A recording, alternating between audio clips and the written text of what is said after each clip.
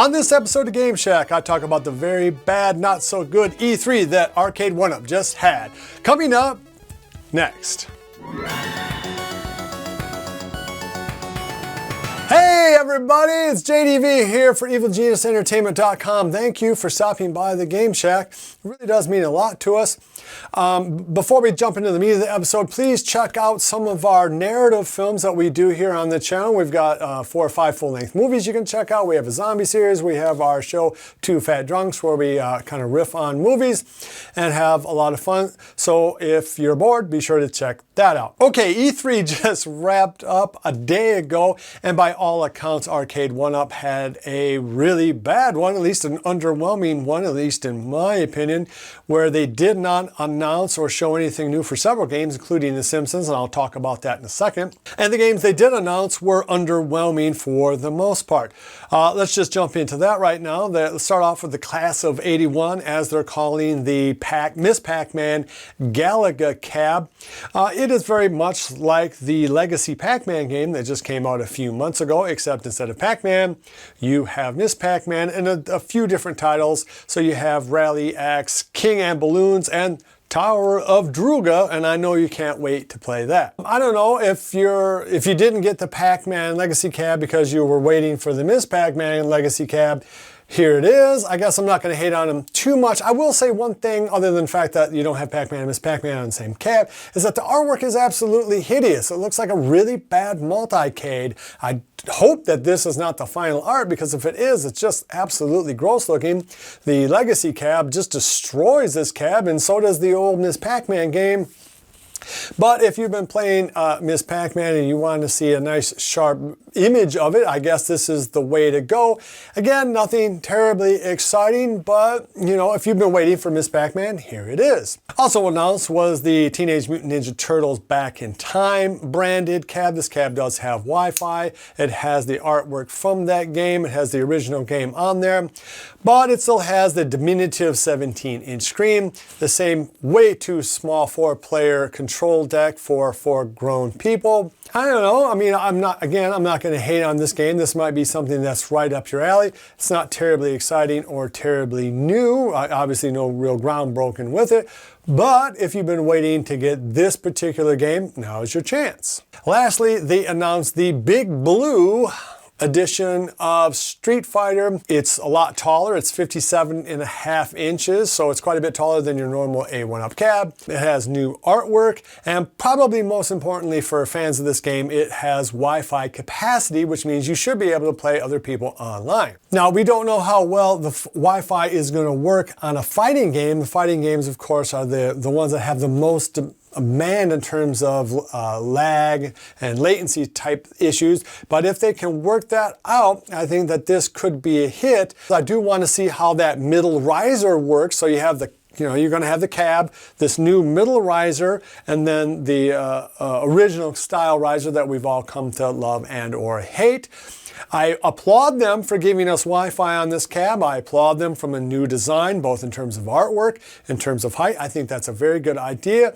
I really do wish that this featured a truly new style of 2-player controller where we have enough room for 2 big fellas to be around it. We really don't have that.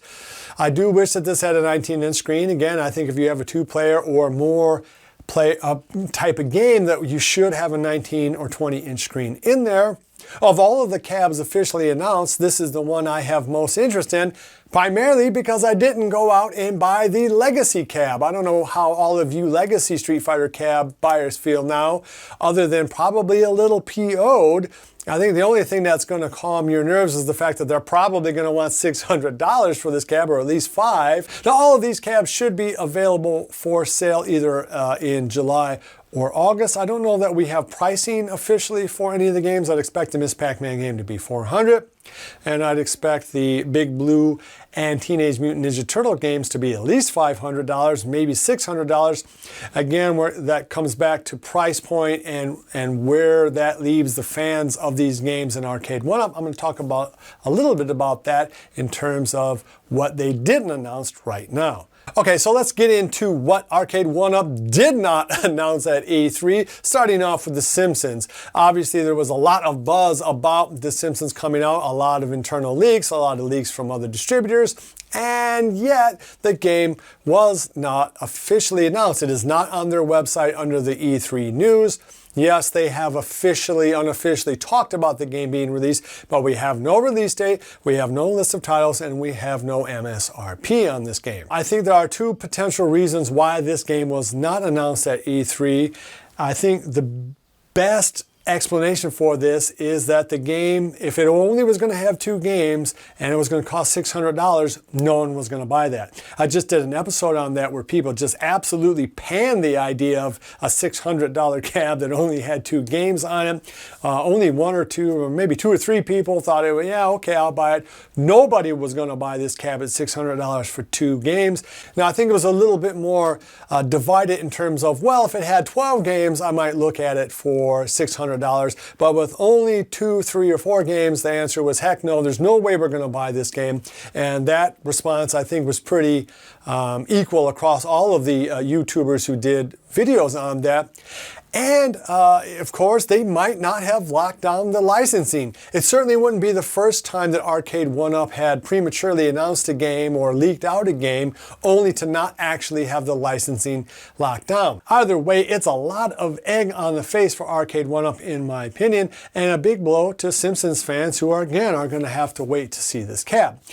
But also not announced is something that you really should have expected for sure to be announced, which was some news about Killer Instinct, Space Ace, and Dragon's Lair. I don't believe they announced any new news on either or any of those 3 games, and all 3 of them were announced quite a time ago, and we haven't seen anything new on that. Killer Instinct, of course, is one of the hardest games to emulate in terms of a retro game. RetroPie 3 just can't do it at all. I have a RetroPie 4 and it chokes on that too. So it's a game that might not ever come, at least at a $600 or less price point, because Arcade1up might not be willing to throw the money at the R&D needed to get this into a PCB that can run something like the Outrun game. But those excuses don't exist for Space Ace and Dragon's Lair. They certainly have, their PCB should be able to emulate those games.